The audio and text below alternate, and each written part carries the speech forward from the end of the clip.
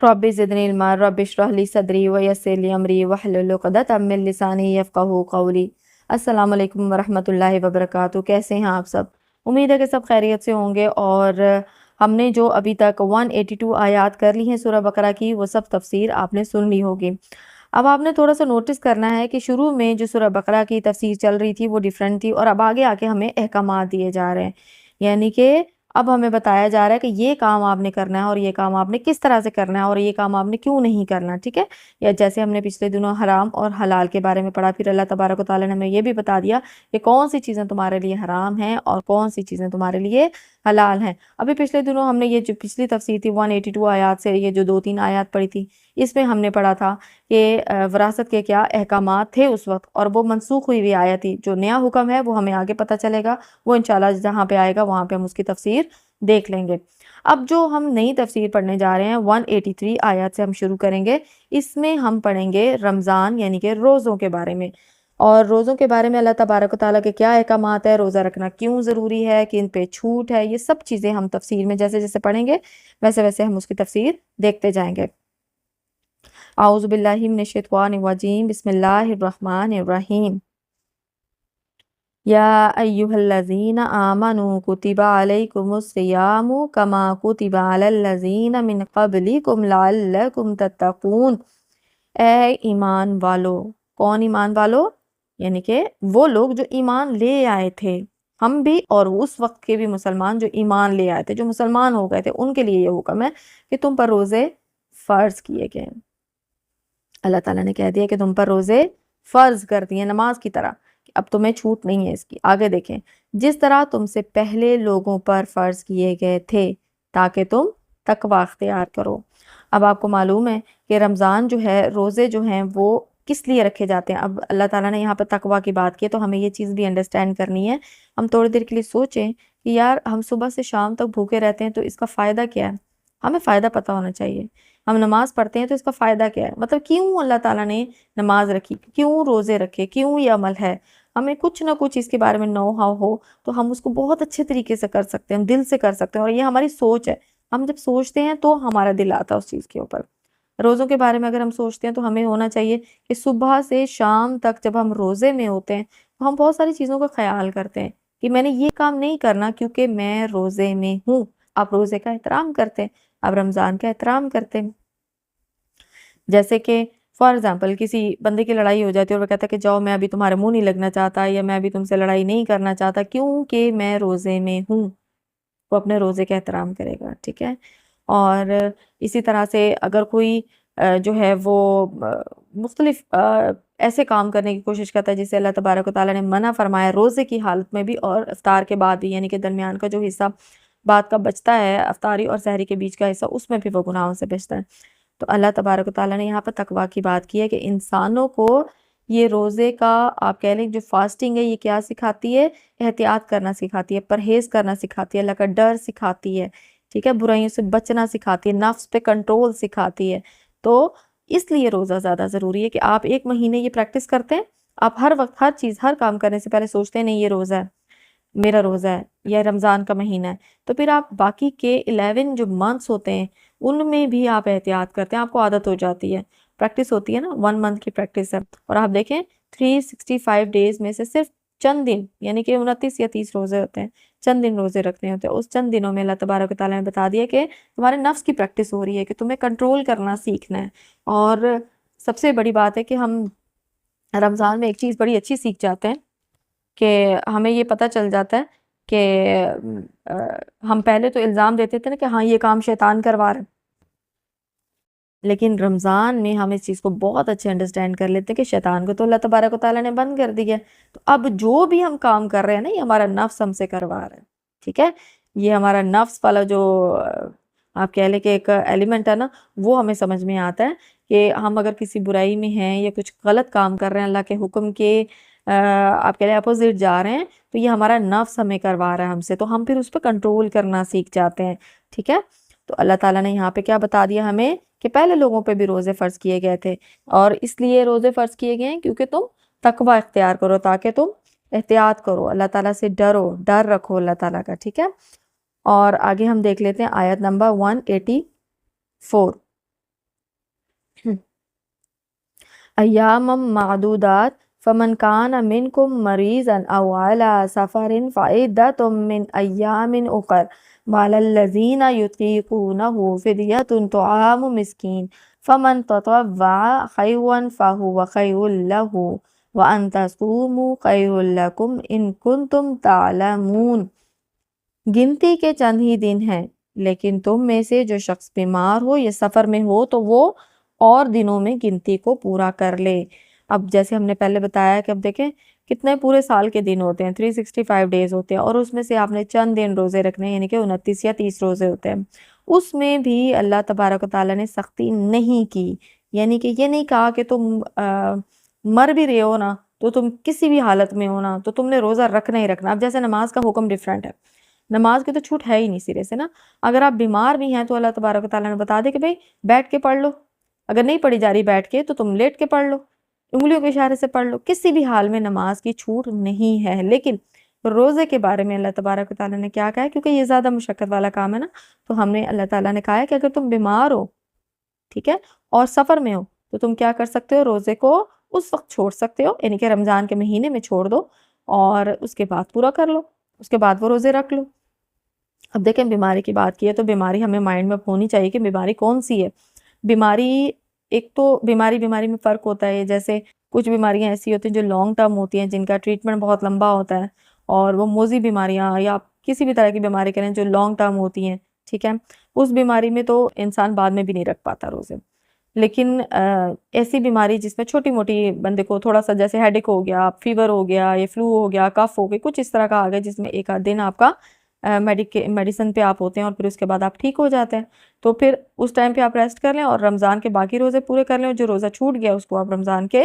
बाद रख सकते हैं। इसी तरह सफ़र की बात की गई कि सफ़र भी आपको मालूम है कि आजकल तो एसी की गाड़ियों में सफ़र होते हैं। मुशक्कत उस तरह की है नहीं कि ऊँटों पे, घोड़ों पे और उस तरह की सवारियों पे सफ़र किया जा रहा हो जिस पे बहुत डेज़ लग जाते हैं, जैसे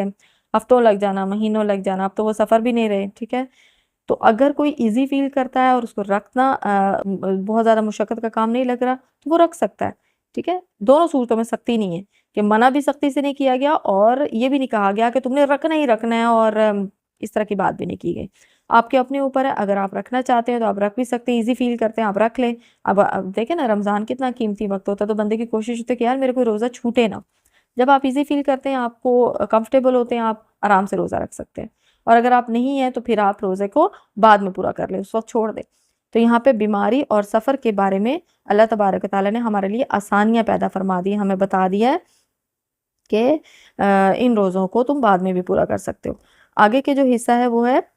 वअलल्लज़ीना से, और उसकी ताकत रखने वाले फ़िदिया में एक मस्कीन को खाना दे। अब इस हिस्से के बारे में ये एक थोड़ा-सा है कि जो ताकत, मतलब सहाबा की मुख्तलिफ राय है, उसमें से कुछ की राय ये है कि ताकत से मुराद ये है कि अगर कोई ऐसा इंसान है जो कि किसी दूसरे को खाना खिला सकता है, और वो उस वक़्त क्योंकि मुशक्क़त की ताकत लोगों को आदत नहीं थी रमज़ान की, और इस्लाम में रोज़े की आदत जब रोज़े फ़र्ज़ किए गए तो फिर वो उनके लिए रखना मुश्किल था। तो अगर वो ताकत रखता है तो वो क्या करे,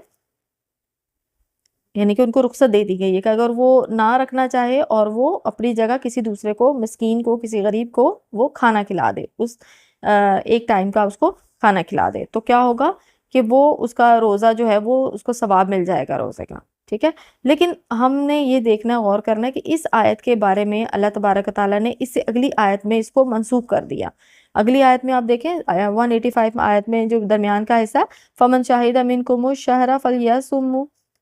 यासुम, यानी कि तुम में से जो शख्स इस महीने को पाए उसे रोज़ा रखना चाहिए, यानी कि वो जिस भी तरह का है, चाहे वो ताकत रखता है या नहीं रखता, हर हाल में उसको रोज़ा अपना मुकम्मल करना है। उसको रमज़ान को अगर उसने पा लिया तो उसको रमज़ान में रोज़े रखने चाहिए। ये अल्लाह तबारक व तआला ने इस आयत को यहाँ पर आप कह लें कि इसमें थोड़ी सी चेंजिंग कर दी कि अब देखें ना, कुछ लोग ऐसे जो रोज़े नहीं रख पाते,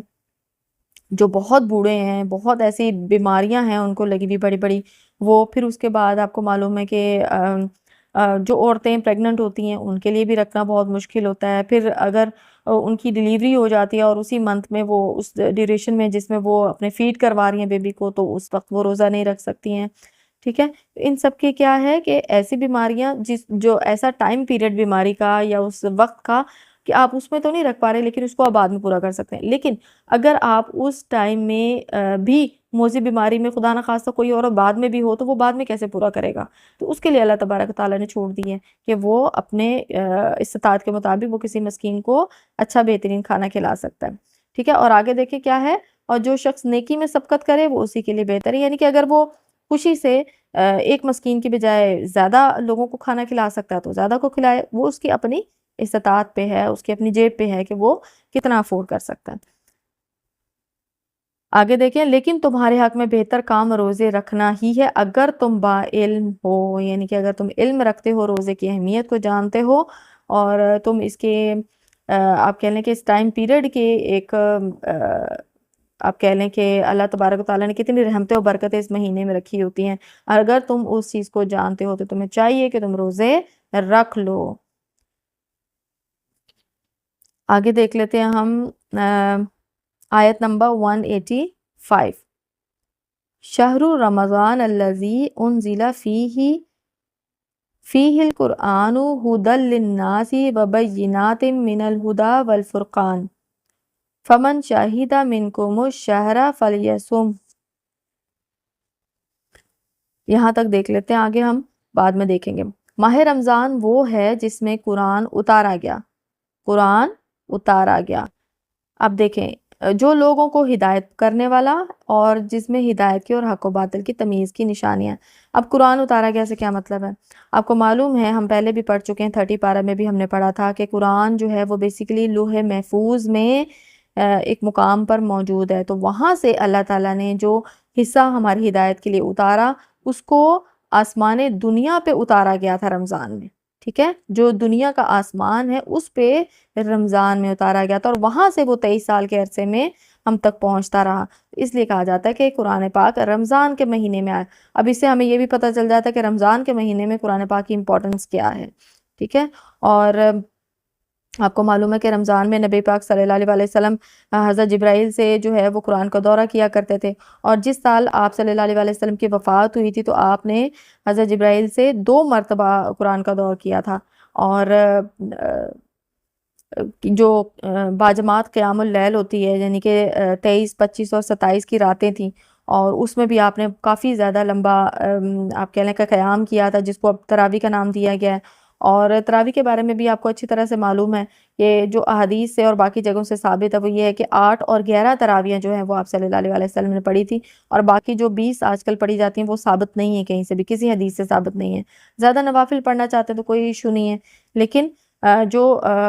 حضرت عائشہ سے اور باقی جو صحیح بخاری کی حدیث ہیں ان سے یہی ثابت ہے کہ 8 اور 11 آپ صلی اللہ علیہ وسلم نے پڑھی تھی، اور لمبا قیام فرمایا تھا رمضان کے مہینے میں، خاص طور پہ طاق راتوں کی بات کی گئی ہے، ٹھیک ہے۔ اور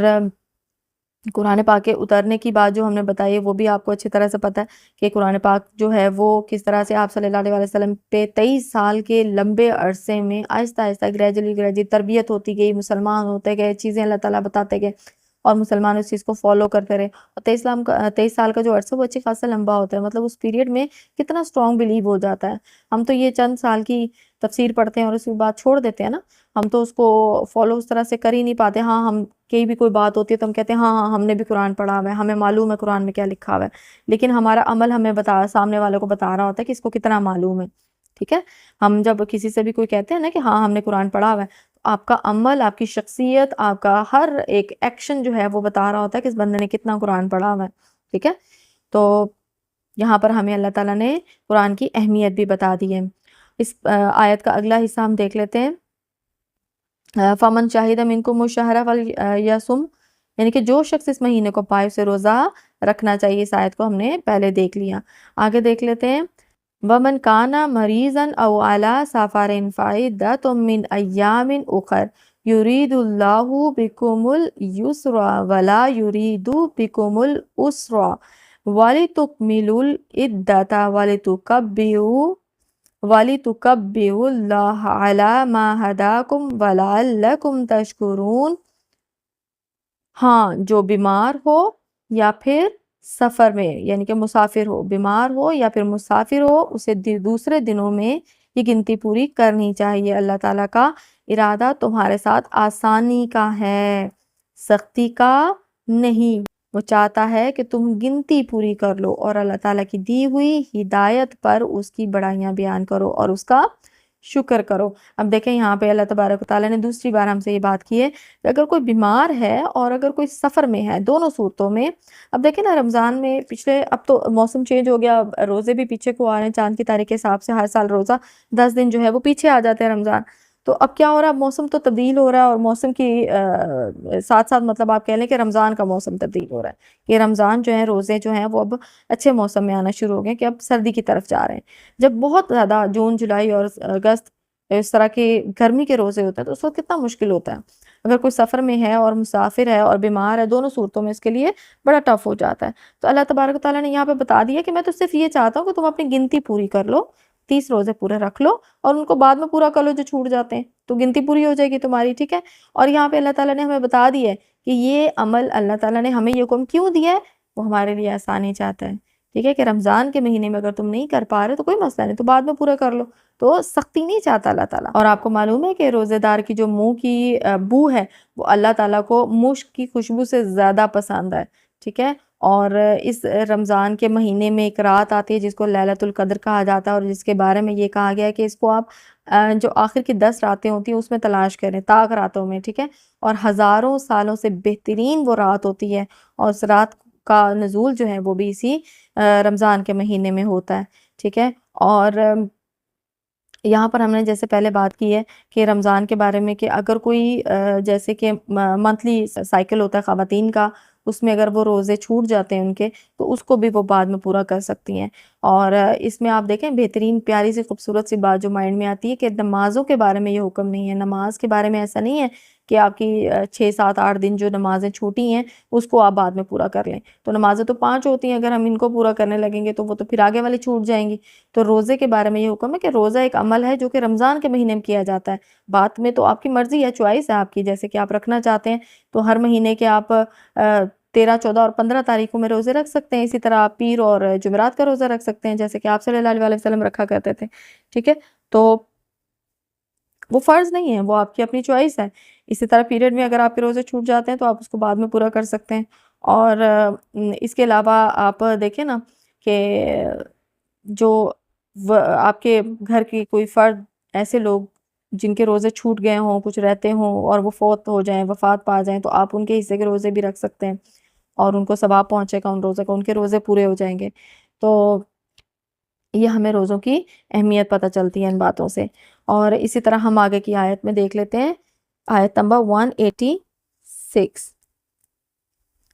وَإِذَا سَأَلَكَ عِبَادِي عَنِّي فَإِنِّي قَرِيبٌ أُجِيبُ دَعْوَةَ الدَّاعِ إِذَا دَعَانِ فَلْيَسْتَجِيبُوا لِي وَلْيُؤْمِنُوا بِي لَعَلَّهُمْ يَرْشُدُونَ۔ جب میرے بندے میرے بارے میں آپ سے سوال کریں تو کہہ دیں کہ میں بہت ہی قریب ہوں ہر پکارنے والے کی پکار کو، جب کبھی وہ مجھے پکارے میں قبول کرتا ہوں، اس لیے لوگوں کو بھی چاہیے کہ وہ میری بات مان لیا کریں اور مجھ پر ایمان رکھیں، یہی ان کی بھلائی کا باعث ہے۔ اب یہ دیکھیں اللہ تبارک و تعالیٰ نے یہاں پر یہ بھی بتا دیا کہ جو رمضان ہے نا، رمضان کے فوراً بعد دعا کی اہمیت بتا دی گئی ہے کہ آپ رمضان کے مہینے میں خاص طور پہ اگر آپ افطاری کے وقت، جس وقت آپ کا بالکل آپ کہہ لیں کہ روزہ کھلنے والا ہوتا ہے اور اس سے تھوڑی دیر پہلے آپ دعا کرتے ہیں تو وہ قبول ہوتی ہے، تو اللہ تبارک و تعالیٰ نے یہاں پہ دعا کی اہمیت کا ہمیں بتایا کہ آپ کہہ دیجئے، آپ صلی اللہ علیہ وسلم سے کہا کہ میرے بندوں سے آپ کہہ دیجئے کہ وہ جب بھی مجھے بلائیں گے میں ان کے بہت ہی قریب ہوں، پکارنے والے کی پکار کو جب کبھی، یہ نہیں کہ آپ عبادت میں ہی ہیں تو پکاریں، جب بھی آپ اللہ تعالیٰ کو پکاریں گے اللہ تعالیٰ آپ کی پکار کو سنتے ہیں، قبول کرتے ہیں، ٹھیک ہے۔ اور یہاں پر ایمان رکھنے کی بھی بات کی گئی ہے، یعنی کہ ہر چیز تو ایمان کی، اب دیکھیں ایک انسان ہے جس کا اس ذات پاک پہ یقین ہی نہیں ہے، ایمان ہی نہیں ہے، ٹھیک ہے، تو وہ ان سے کتنے دل سے مانگتا ہوگا، اور ایمان کا ہونا کتنا ضروری ہے کہ دل میں آپ کے پختہ یقین ہو کہ آپ جس ہستی سے مانگ رہے ہیں وہ ہستی دینے والی ہے، اسی ہستی نے پوری کائنات کو تخلیق کیا، ٹھیک ہے۔ تو اللہ تبارک و تعالیٰ نے ہمیں یہاں پر نماز کی دعا کی اہمیت بھی بتا دی کہ دعا جو ہے وہ کرنا کیوں ضروری ہے، کہ صحیح معنوں میں اگر کوئی اللہ تعالیٰ پر ایمان لاتا ہے اور اطاعت و فرما برداری کرتا ہے نا، تو پھر جو ہے نا اس کی دعاؤں کی جو آپ کہہ لیں کہ فضیلت وہ بہت زیادہ بڑھ جائے گی، کہ وہ جب اللہ تبارک و تعالیٰ سے مانگے گا اس کو ملے گا۔ اور آپ کو معلوم ہے کہ جو دعائیں قبول نہیں ہوتی ہیں کسی بھی وجہ سے، اس کا اجر ہمیں موت کے بعد یا آپ کہہ لیں کہ قیامت کے وقت ملے گا۔ اور اس وقت جو ہے وہ ہم حیران ہوں گے کہ ہمارے تو کوئی بھی دعا جو ہے وہ جو پوری نہیں ہوئی تھی، اس وقت ہم کتنا پچھتائے تھے، تو آج ہمیں اس کا کتنا اجر ملے گا۔ تو اسی طرح سے اللہ تبارک و تعالیٰ نے یہاں پہ رمضان کی اہمیت کا بتایا۔ آگے کی آیات جو ہیں اس میں بھی کچھ احکامات ابھی باقی ہیں رمضان سے ریلیٹڈ، وہ ہم اگلی ویڈیو میں دیکھ لیں گے۔ ابھی کے لیے بس اتنا ہی۔ آپ سب سے گزارش ہے کہ آپ لوگ جتنی بھی تفاسیر ہیں اس کو سن لیں، ساتھ ساتھ کر لیا کریں، تاکہ ویڈیوز جو ہیں وہ جمع نہ ہوا کریں۔ اللہ تعالیٰ ہماری یہ چھوٹی سی کوشش کو کامیاب فرمائے، آمین ثم آمین۔